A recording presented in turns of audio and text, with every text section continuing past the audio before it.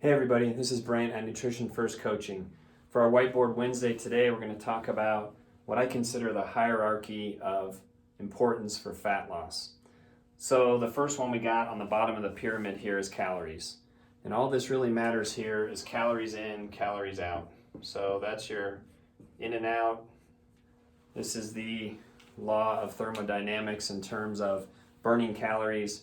If you're taking in more than you're utilizing or you need to utilize, then you're going to gain weight, you're in this surplus. If you're eating less than you need, then technically you're going to lose weight. And that's pretty much as basic as it gets right there.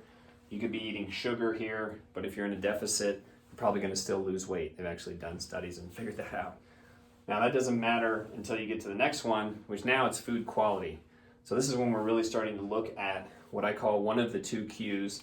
So we have calories, which is quantity, and then we have Q number 2, which is food quality. So now we're talking getting in those really healthy micronutrients. So this is what you think of when you think of vitamins and minerals and fiber and all those little important things that come in the whole foods, vegetables, mainly fruits, even in the meats when you get all your B vitamins and you're getting zinc and you're getting all those important little micronutrients. This is where quality comes in. This is the comparison of 100 grams of spinach versus 100 grams of a Pop-Tart, 100 calories of each of those. And that's where the quality is going to be vastly different, but also the quantity of how much you're getting at that point is going to be a lot too. 100 calories of spinach is a lot. 100 calories of a Pop-Tart is like one bite probably. Next level we're going to, and this may be a little controversial for people, is hydration. This is where I think all the processes in your body really need hydrogen and oxygen, and those are very important, not only being hydrated, but for these processes to happen in your body, which is basically everything needs to happen in these chemical equations with hydrogen and oxygen. But if you're not hydrated, your blood isn't flowing as well, your organs aren't working as well, your muscles aren't working as well. Hydration is huge, and this is kind of minimum of half your body weight in ounces. And from there, you can start talking about getting some of those micronutrients with your hydration to absorb it into the cells and make you more hydrated. Next level up is macro breakdown. So this is where we get into our carbs, fats, and protein.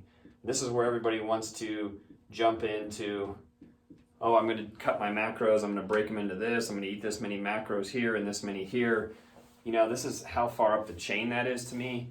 The breakdown of your different macronutrients does matter. You can technically live on just fats and protein, but carbs are important. They're important for energy, they're important for energy production, and then fats are important for hormone production, and protein's important for basically repairing everything from muscle to any kind of connective tissue to growing hair and nails. You name it, protein's involved in there, and getting those basic components of those are really important, but they're not nearly as important as your calorie control, the quality of your foods, and then being hydrated. Next level we're going to go to is nutrient timing. Now we're talking we're into the minuscule, 5% of what really matters. When you eat these macronutrients, how long you fasted for, when you're timing them around your workout. Nutrient timing does come into play, but that's advanced stuff. That's way up the chain, up the pyramid, and it's just not nearly as important as some of these other ones. And this may be a whole other video, is just nutrient timing and where that really fits in and what's most important in that regard. Last one on the pyramid at the very top is supplements. If I could make it like that much of the pyramid, I would have. But that's how important those are. If you're not dialing all these other things in, and if you are, then you probably don't even need really any supplements. Maybe for a little performance, but you're not taking things to burn fat. You're not taking things to improve your omega oils because you're covering those. You're not taking things for your green supplements because you're covering those in your quality and you're getting all your micronutrients. So what you really need to think about with supplements is now we're this is 2% of the equation. And we'll do a whole nother whiteboard on that and what I think are good supplements and what we may be missing even if we're really covering this in terms of micronutrients and what can really help performance, digestion, and all the other hormone functions in our body. But for me, this is my hierarchy of basic fat loss, a little bit of performance mixed in there too, but what really matters, starting with the base, work your way up this pyramid. If you're doing some of these things right as you work your way up, you're going to notice your body composition starts improving significantly. So if you like these videos, give me some more topics.